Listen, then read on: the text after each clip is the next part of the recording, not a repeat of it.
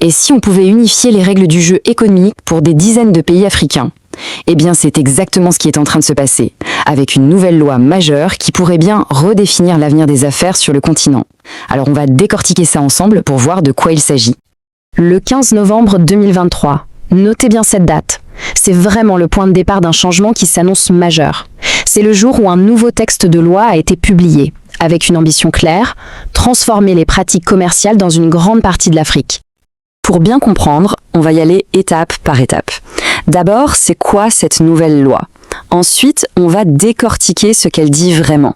Après ça, on verra qui est derrière tout ça et surtout, la question la plus importante, pourquoi est-ce que ça change la donne? Allez, première étape, ce nouveau droit des affaires. On va se pencher sur le document qui est vraiment au cœur de toute cette transformation.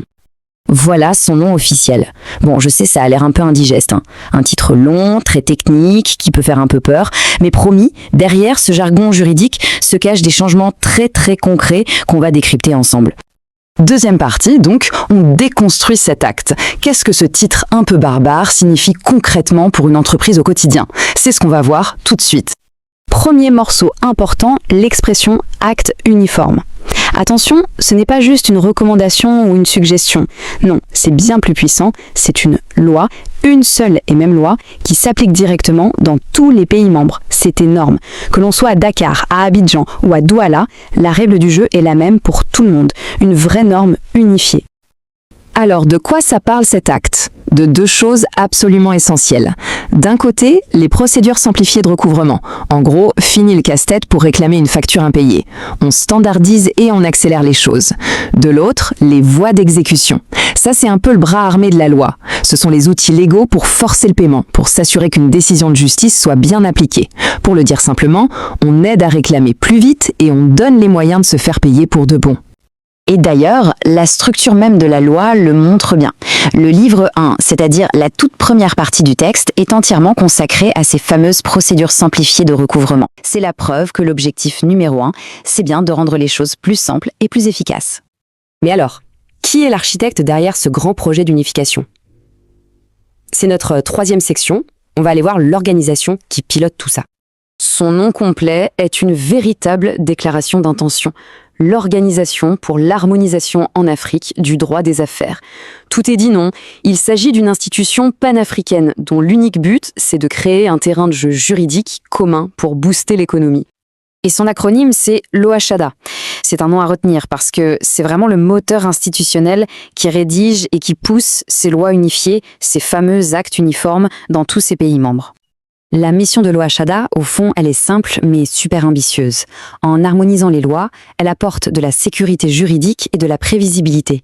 Ce sont deux choses absolument vitales pour les entreprises. Et le but final de tout ça, c'est d'attirer les investissements, d'accélérer le développement, bref, de créer un vaste marché où tout le monde parle le même langage juridique.